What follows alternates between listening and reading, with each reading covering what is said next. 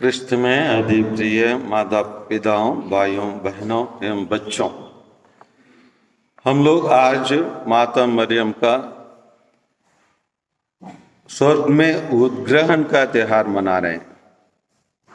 ये उद्ग्रहण क्या है और उद्ग्रहण में क्यों कैथोलिक कलीसिया विश्वास करते हैं, उसको कुछ कारणों को मैं बता रहा हूँ।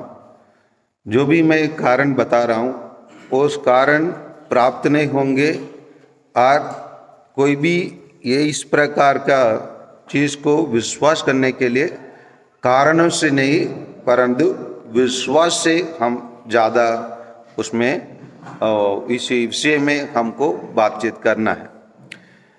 कुछ बातों को जानने के लिए हमको बाइबल से कुछ साक्षी के रूप में हमें कुछ वचनों पर मनन चिंतन करना है और कुछ बातों को हमको देखना है।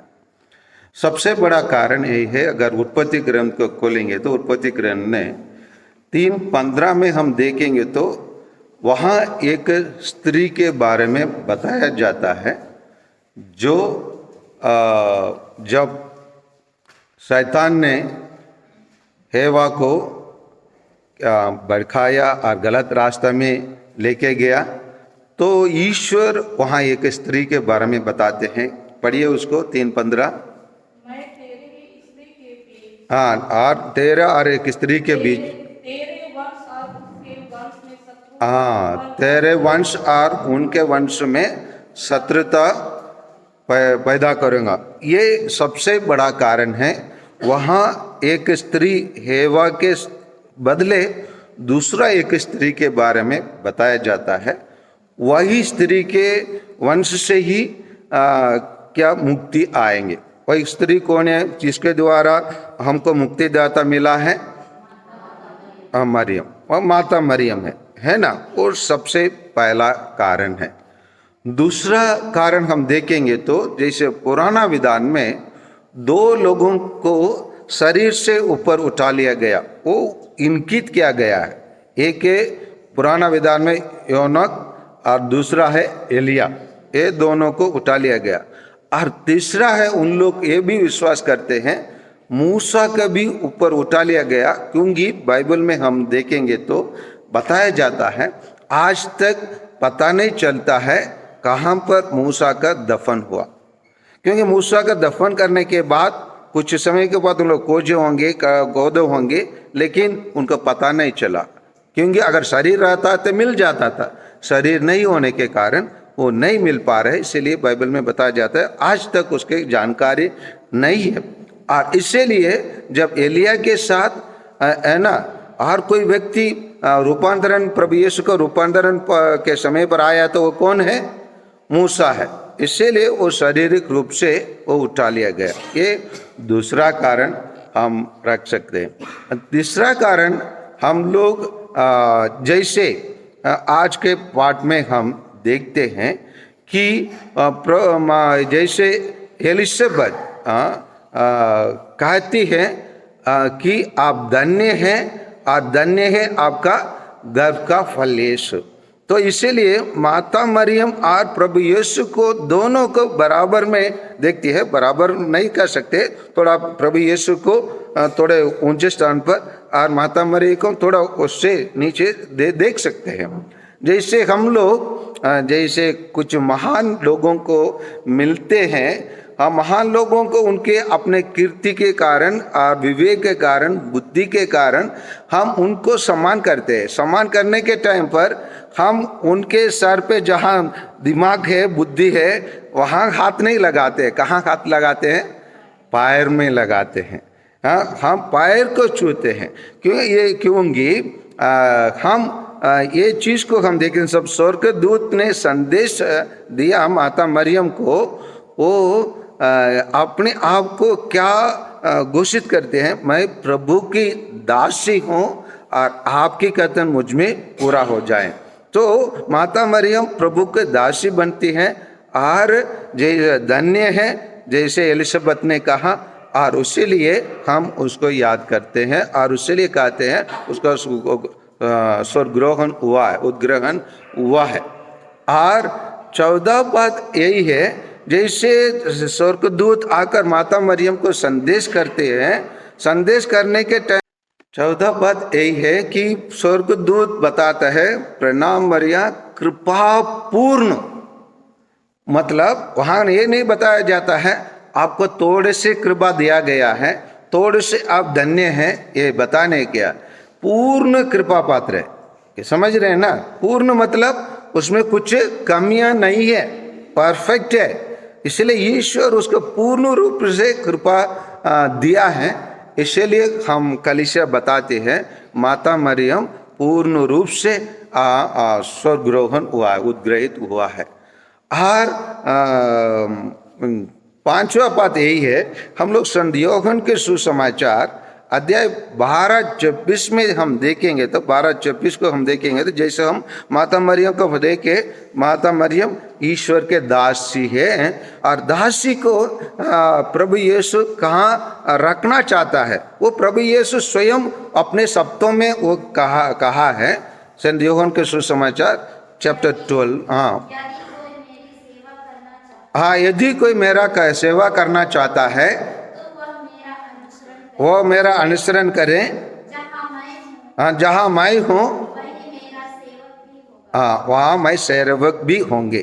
क्योंकि अभी माता मरियम अपने आप को क्या कही, दासी कही, और प्रभु यीशु के अनुसरण चली, और इसीलिए जहाँ वो है और उनका सेवक भी होना है, ये सेविका भी वहीं पर होंगे। ये 5वां कारण है।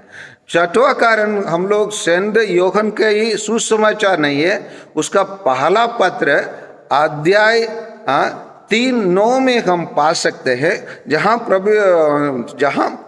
संत यूहन्ना बताते हैं कि जो व्यक्ति निर्मल रहता है, पापहीन रहता है, उसका क्या होगा बताए, पढ़िए संत यूहन्ना का पहला पत्र अध्याय 3:9, चैप्टर 3। हाँ, जो ईश्वर की संतान है वह पाप नहीं करता। हाँ, वो क्या नहीं करता, पाप नहीं करता, क्योंकि ईश्वर का जीवन तत्व उसमें क्रियाशील है। हाँ, ईश्वर के जीवन तत्व माता में क्रियाशील नहीं है पूर्ण रूप से है, इसीलिए वो पाप रहित रही है। हाँ, पाप रहित, आदि पाप रहित वो जन्म लिए हैं, हर पाप रहित रही है, इसीलिए हम कहते हैं माता मरियम स्वर्ग में उठा लिया गया। और 7वां कारण हम कह सकते हैं, जैसे हम लोग प्रभु यीशु जी उठने के बाद दर्शन दिए, वहाँ एक स्त्री शिष्य नहीं था। कौन शिष्य नहीं था? थॉमस नहीं था, जो हमारा भारत देश का संरक्षक, और वो नहीं था। और लेकिन जब दोबारा प्रभु यीशु आया, प्रभु यीशु ने बोला तो आप आके हाथ लगाकर देख लो और विश्वास करो, है ना, विश्वासी बनो बोले। उसी प्रकार जब माता मरियम मर गए थे, उसका दफनाया गया और थॉमस नहीं था, फिर आकर उन्होंने बोला नहीं, मैं जब तक माता मरियम का दफनाया गया जगह नहीं देखूंगा, उसका शरीर को मैं नहीं देखूंगा, आप लोग झूठ बोल सकते हैं बोल के उसके लिए कब्र को खोला गया था। खोलने के टाइम पर माता मरियम का शरीर उसमें नहीं पाया गया। बोलते ये परंपरा है, ये विश्वास है परंपरा के अनुसार। और ये 7वां कारण है। 8वां कारण यही है कि जैसे हम माता मरियम के इसी प्रकार कलीसिया के क्या फोर फादर्स, जैसे पूर्वज लोग, और उन लोग पूर्वज लोग क्या कहते हैं, जैसे दूसरा शताब्दी से ही ये त्यौहार को मनाते रहते हैं। और उन लोग दूसरा एक अंग्रेजी शब्दों को प्रयोग किए थे, डोरमिशन। डोरमिशन मतलब होता है मतलब फास्ट अस्लीप, और उसी को परिवर्तित करके नया शब्द देते हैं, वो ये असम्पशन। असम्पशन मतलब माता मरियम अभी स्वर्ग से वो उठा लिया गया और उद्रोहण हुआ है, उद्रोहण हुआ है, इसीलिए वो उधर है।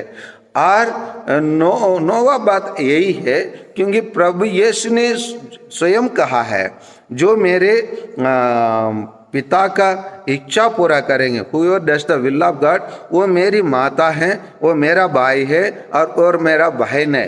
और कुछ लेखक लोग जब आकर बताते, उनके माँ और उनके भाई बहन लोग आए थे, वास्तव में उनका प्रभु यीशु का रिश्ता थे।